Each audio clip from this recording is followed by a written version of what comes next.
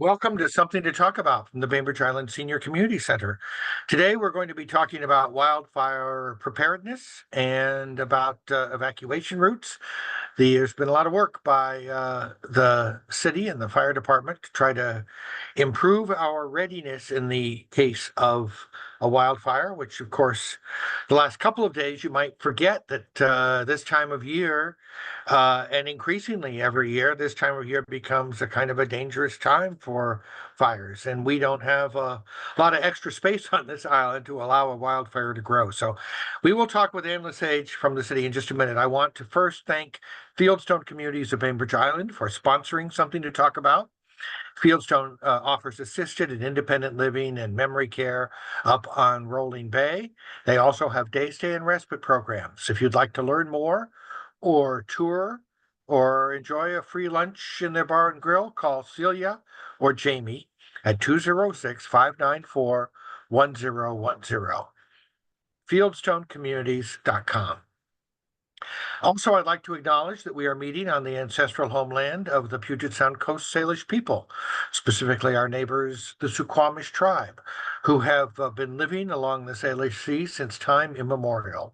We honor them and we are grateful for their patient helping us be better stewards of these lands and waters. And thank you very much for joining us. I appreciate that. All right. Good afternoon, everyone. Thank you, Reed, for having me today. I'm looking forward to chatting with all of you. This kind of brings me back to COVID times where we did lots of presentations and updates through Something to Talk About. So I think it's been a while since I've been here. So thank you for having me. For those You're of you welcome. Thank you. For those of you that don't know me, I'm Ann Lesage. I'm the emergency manager for the city of Bainbridge Island.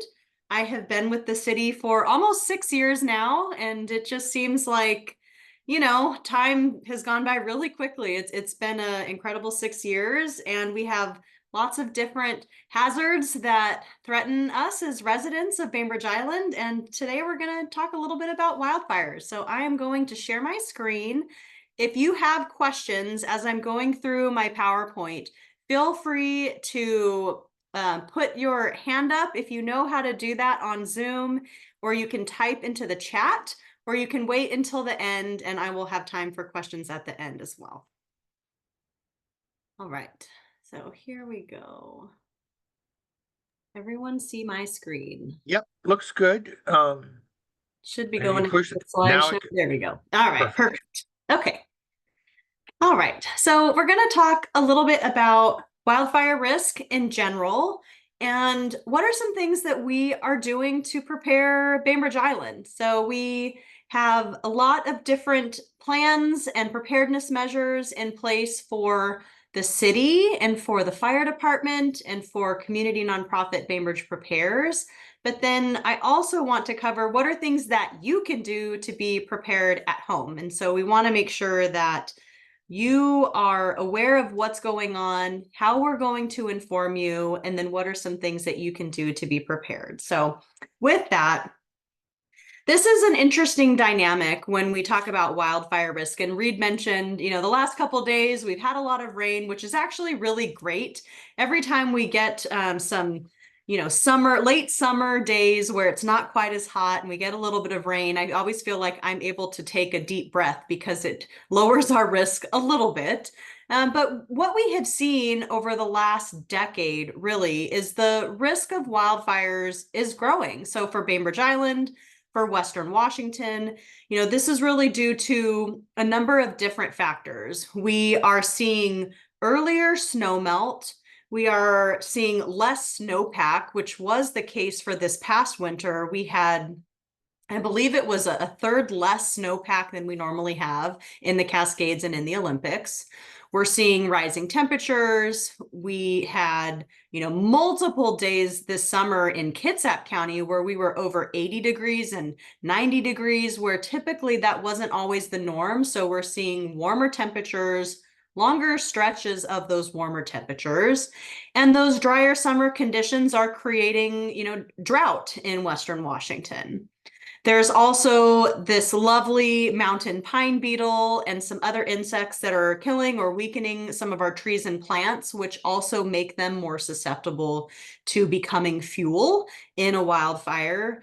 And then unfortunately, about 80% of all wildfires are caused by us, by humans. So whether it's intentional or unintentional, it could be people forgot to fully snuff out their campfire, or it could be something more malicious where people are actually doing something intentional to cause these. So if you look at the sheer number of acres that have been burned over the last decade, year over year, that number, it ebbs and flows a little bit, but in general, it's incrementally getting larger. And we're also seeing more wildfires that are coming over onto the west side of Washington. So really prior to 8 to 10 years ago, most fires were contained to central and eastern Washington. Last year was one of the first years where we had more fires in Western Washington than Eastern Washington. I will say, knock on wood, so far this summer, we've actually been pretty lucky. We have not had the degree that I think experts were predicting, which has been good, but we're not out of the woods yet. Typically, August and September are months where we're at a higher risk. So we're still in that wildfire season for a little bit longer. So there's a couple of written plans that I just want to bring to your attention. I don't expect you to read them all cover to cover, but both of these will give you some really good information as it relates to what is the risk and what are some things that you can do to be prepared. So we're going to touch on, pieces of this in the presentation today. But if you want more information, I have links in my slides, and I will share the slides with Reed so he can make these available.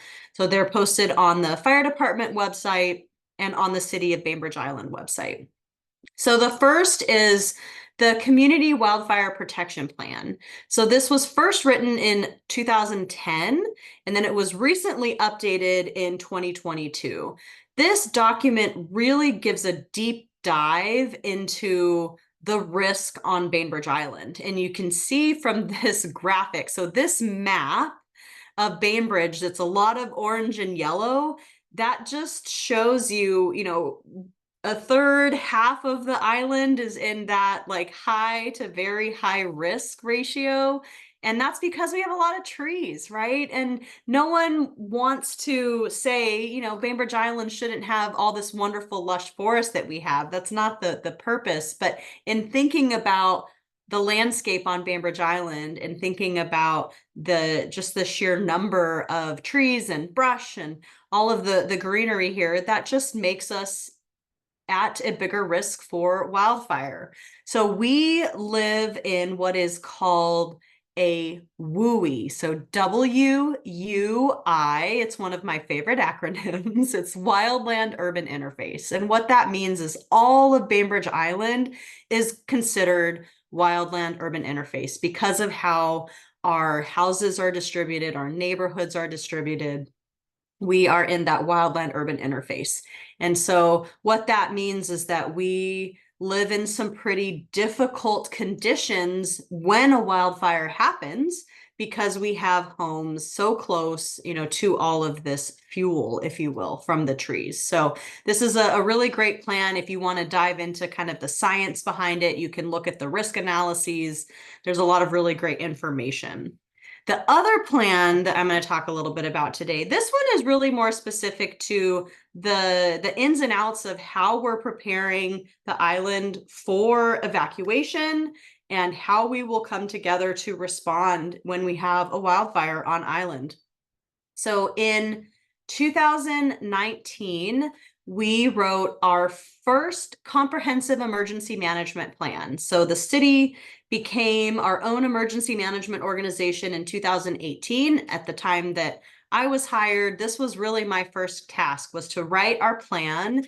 And at the same time, the former fire chief, Hank Turan, pulled me aside and said, hey, Ann, you know what? As a part of that process, we really want to write a plan that focuses on wildfire, understanding that this risk landscape was changing and that we are an island with some real evacuation challenges, we wanted to understand what that might look like for the city of Bainbridge. So this plan lays out island zones, and I will be covering that today, as well as our primary evacuation routes, our major roads in and around the island, and how we want to make sure you are prepared to evacuate should something happen. So with that, in all of Kitsap County, we use this terminology. So it's level 1, 2, and 3 are the primary evacuation levels. This language is consistent with King County, Pierce County, Snohomish County. So, the majority of Western Washington. It's also consistent with most of Central and Eastern Washington as well. And the idea is, as you can see on this graphic, it's ready, set, go. So if there's a possible evacuation in the area, we're under a red flag warning. We've had multiple days with no rain. It's hot, low humidity. You understand the weather-related conditions. When we're in that type of scenario, be thinking about getting ready. And so that's that level 1 of preparedness. There's potential danger. There's might be the need to evacuate. So getting your mind and your physical self prepared to evacuate is a part of that level 1. Then level 2, to get set to evacuate, is the conditions are worsening and you might have short notice to evacuate. And so this is really where you're on heightened alert. And if you know that it might take you a little bit longer to evacuate, so it's going to take you a little bit longer to get to your car or to get a ride if you're in need of transportation, making sure that you are thinking about, maybe I should leave now. Maybe I don't want to wait until I receive the information that I need to evacuate because I know it's going to take me a little bit longer. So that's that level 2. And then level 3 is go. Go now, leave as soon as you can, like get out the door, get to safety. And we'll talk a little bit about what that means. So those are the 3 evacuation levels. So this graphic, this terminology is consistent if you happen to spend time outside of Bainbridge Island, right? So if you're in other parts of Kitsap or you spend time in other parts of Western Washington, this terminology is consistent. So the next couple slides are just showing you some maps on Bainbridge and how we've thought through what the evacuation scenario might look like. So Bainbridge Island has been divided out into 12 zones. So we want people to know which zone they live in. And part of that ties back to how we will notify the community about those evacuation levels. Now, we will provide additional details related to, street addresses, intersections, as much information as we can provide. We will do that, but we will also reference the zone. So if we send out a Nixle alert, which is our community's mass notification system saying zone 1 evacuate now, we want you to know, okay, that's individuals that live in Siebold, Agate Pass, Westport Madison. And if we say zone 8, that's downtown Winslow, that's where the senior center is located, in zone 8. And so we want people to be familiar with their zone. This turned out, go ahead. So are the zones the red sections? Yes. And the blue lines are what? The blue lines are the primary and streets that are like the major streets in those zones. And I'll show you that on the next couple maps. But yes, the red outline around each zone. So we tried to use the highway as a dividing point in some. So like for zone 2, for instance, you'll see, it's everyone east of the highway and north of, is that Day Road? Yes, Day Road. And I will also say these maps are all available on the city website. I will include that link in the chat when I'm done presenting. And there are also, aside from this overview map, there's zone-specific maps. So you can really zoom in and find exactly where your house is located and what major street is your nearest cross street. You probably have a good idea based on how you travel to get around island day to day, but it's definitely a good reminder to look at those maps and make sure best practice is 2 ways in and out of your neighborhood. I know for some Bainbridge Islanders, that's a challenge because you live down perhaps a very long gravel or dirt road, and there may not be a secondary option. But if there is, to know what those are and regularly think about, all right, if this access point was blocked, where could I go? How could I get out? So these are the zones. The next map just highlights our major traffic control points. And so basically what this means is if we have enough police, law enforcement support, perhaps some additional support from some of our Bainbridge Prepares volunteers, we would attempt to staff these different traffic control points to help with traffic flow. Now, obviously, it depends on the location of the wildfire. It depends on the location of the area that we're evacuating. But these are those primary arteries of getting around Bainbridge. And so that's what this map is highlighting, are those major intersections where we would do what we can to have people helping to control ingress and egress out of those areas. We're an island. It's going to be a challenge to get, traffic's a problem, on a good day, right? Like we have trouble getting off the island. Certainly days I'm commuting onto Bainbridge, getting home for me is an issue most of the time. So I could only imagine in a wildfire scenario, it will be even more difficult. But that's why we've identified these traffic control points. We would work to get what's called mutual aid. So law enforcement officers from Suquamish, from Poulsbo, from Bremerton, State Patrol, Kitsap Sheriff, additional resources to help us as needed. And as you were saying, if I have a alternate route out of my neighborhood, there's really only one route off the island. Correct. Well, there's two, right? So you're either getting on the ferry or you're driving north and over the bridge. And so I do want to point out that we will do what we can to direct you. So if it's a south end of the island evacuation, we might be telling you get to the ferry terminal. And if it is a north end evacuation, we would probably be telling you to evacuate over the Agate Pass Bridge. But it really just depends. And so we will do what we can to provide you with as much information, as detailed information as we can to tell you where we are asking you to go. It could also be that we're telling you to just get out of your neighborhood and show up at the Safeway parking lot and wait for more information. So we've thought through a number of these different scenarios, and I will tell you, our thought process changed a little bit after the Lahaina fire in Maui. Previously, we'd sort of talked about it, tongue in cheek, about telling people to get to the water. But if we are in a scenario where the wildfire is spreading so rapidly and our roads are so clogged, it is also very possible that we will direct you to get to the shoreline.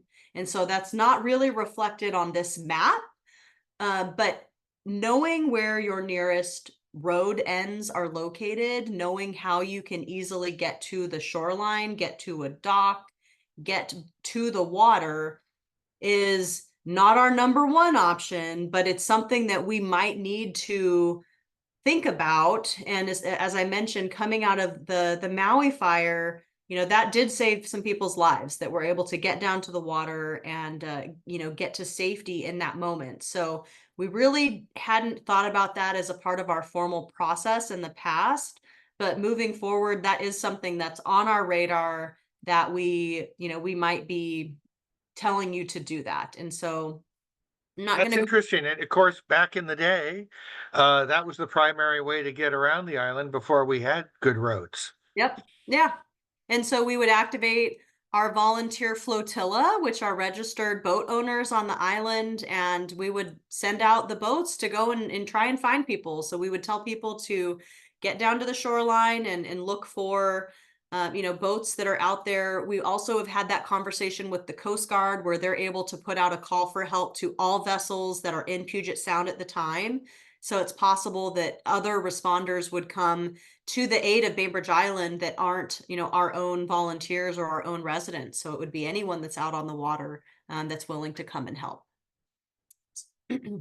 So that's the traffic control points. Excuse me. And then this last map are the different evacuation routes. So the roads should look pretty similar. It's our primary roads in and around Bainbridge Island. So certainly the highway, Fletcher Bay, Miller, Sportsman Club. And then as you're going, up north on the island, it's High School Road, New Brooklyn, Cora, Day, Sunrise, right? It's our major roads in and around. And so this is where knowing your neighborhood, knowing where your residence is located related to these primary roads is really important.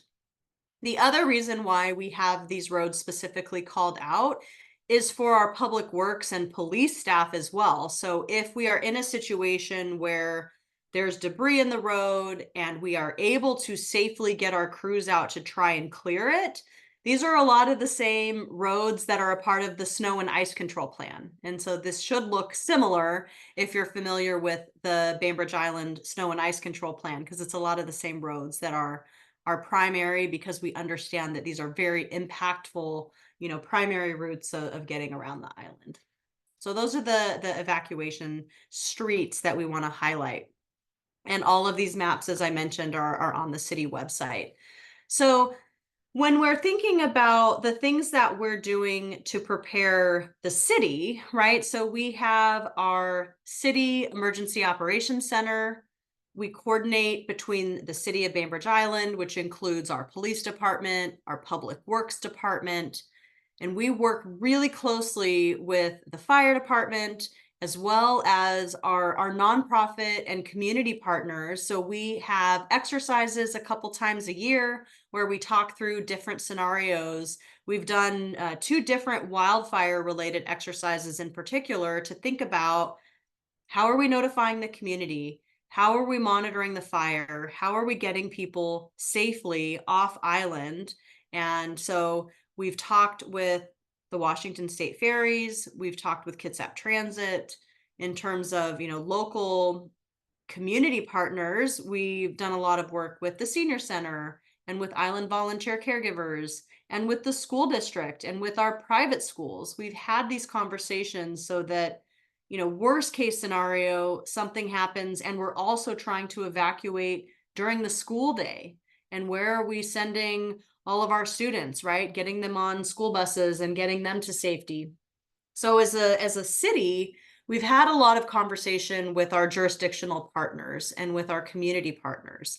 As residents of Bainbridge, this is really that next piece of what are the things that you can do to help us so that you're prepared and you know what to do, you know how to prepare your home, the landscape around your house, and be what's called firewise.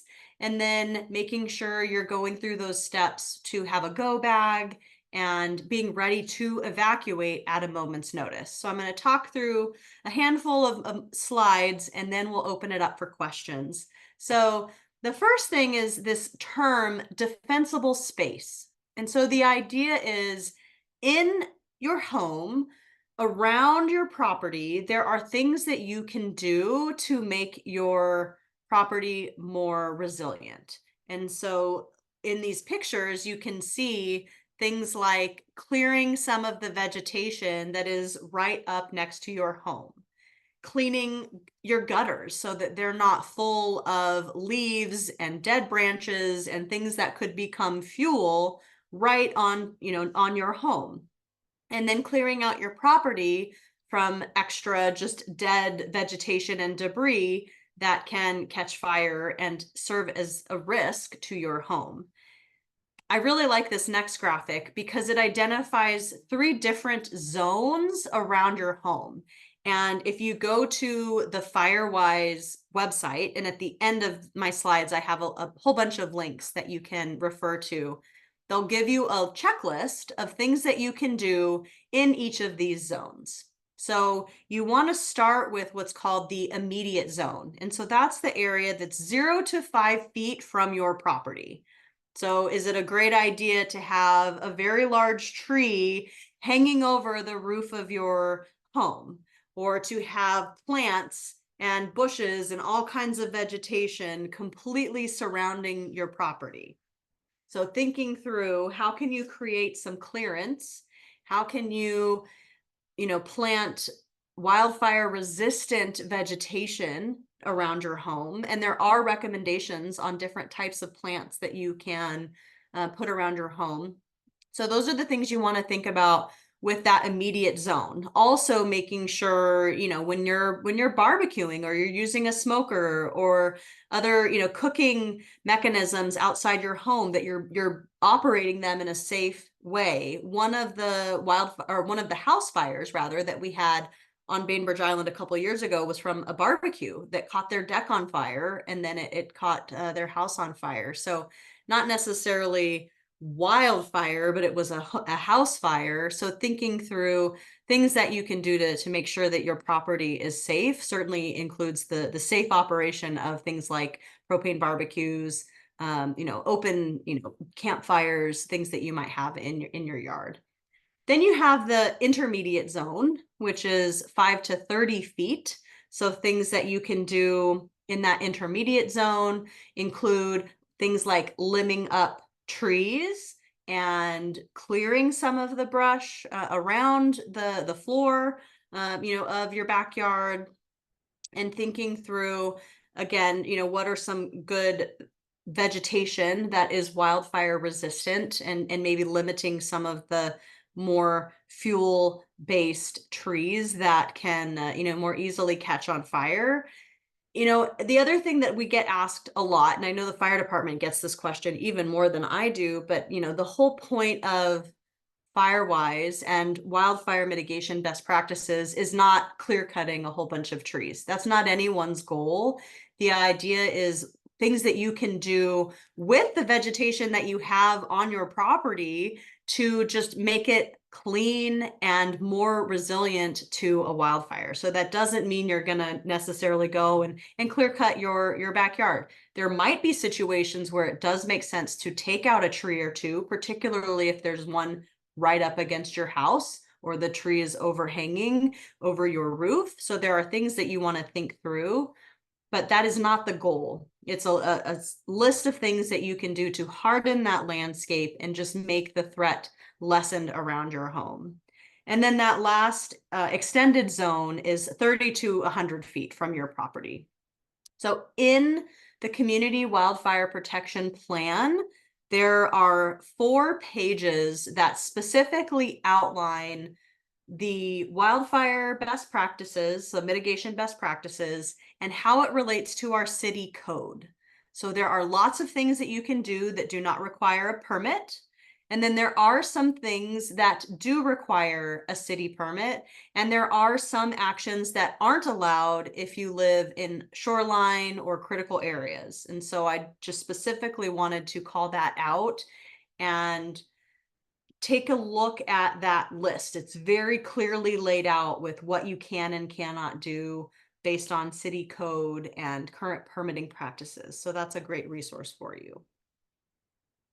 All right, my last couple slides are focused on putting together your go bag and emergency notification. So with your go bag, a couple of considerations. One is you want to think about what type of bag makes sense for me.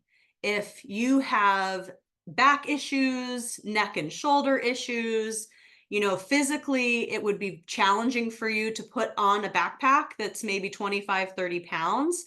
Think about something that is on wheels. So perhaps a rolling duffel bag or some kind of rolling cart is a really good option. If you are comfortable wearing a backpack, all of this can go in a backpack. My go bag is actually a grocery bag holder that was an insert that I got that was made for the trunk of my car, and it has 3 different compartments. And so all of the items that I need are in that organizer, and it lives in the stairwell, right by my garage. So if I have to evacuate my home, I open up that stairwell door, grab it, throw it in the back of my car, grab my husband, grab my dog, and we're good to go. So thinking about what type of item makes sense for you is the first place to start. And then you go through this list. What are some things that you need to have if you are evacuating your home and you might be gone for a couple of days? So thinking through, a few days worth of water, and the recommendation is a gallon of water per person per day. That's the ideal. Now, that also gets very heavy. 1 gallon of water is 8 pounds, so that will get very heavy. So my best recommendation for your go bag is at least have a couple bottles of water, perhaps a couple emergency food or emergency pouches of like Datrex or Blue Can water. There's multiple brands out there, but some water pouches, couple water bottles, and then just have a refillable water bottle that's a part of your supply. So wherever you are evacuating to will most likely have water for you. And so at least if you have a water bottle, you can fill it up when you get where you're going.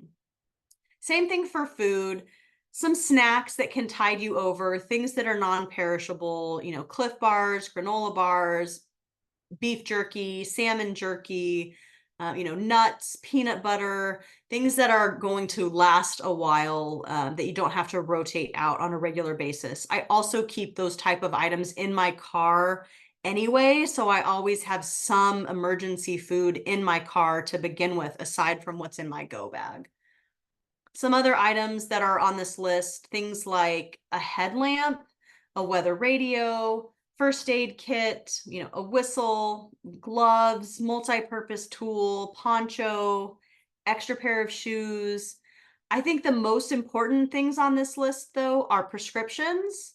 So making sure you have a couple days worth of your medication in your go bag, and also a photocopy of your current list of prescriptions. So if somehow you evacuated and you weren't able to bring your meds with you, but this dose, this medicine, this dose, this requirement, you can go to a pharmacy and get an emergency refill. So that is a really important piece of that process.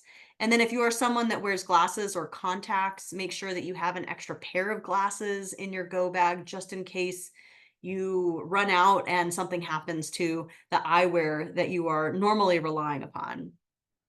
And then copies of important documents. I keep a Word document I print out every January that has emergency phone numbers and all of our insurance policy information. So medical insurance, dental, car insurance, homeowners insurance. I have all of that written out. So the phone number and our policy number. And then that way, if nothing else, I know who to call and I have that policy number for support if I need it. You can also, if you're super tech savvy, you can make digital versions, save it on a USB drive. You can take pictures of that information and keep it on your phone. But I also think it's important to have paper copies, because if you don't have access to the cloud, you lose your phone or your phone dies in the process, you still have a paper form. And so I print it out, I fold it up and put it in a Ziploc. And then in that same Ziploc, I put 20, 30 bucks, couple, some quarters and nickels and dimes. And then that way I have a little bit of emergency cash and that important document, all of those information, key phone numbers and everything in there ready to go. And then of course, go ahead, Reed. I was just going to say, yeah, I have not ever done that with the listing out of my policies and so forth. And it sounds like a wonderful, and you mentioned the first of the year. It sounds like sounds like a great January activity, maybe even January 1st. Yeah. Yep. Yeah. I've done that probably every year for about the past decade. And I just have it as a regular calendar item, update that list. And then, I'm double checking like, my mom's phone number, my brother's phone number, my husband's phone number. And Yeah, then we don't have those memorized anymore. Not anymore. Nope.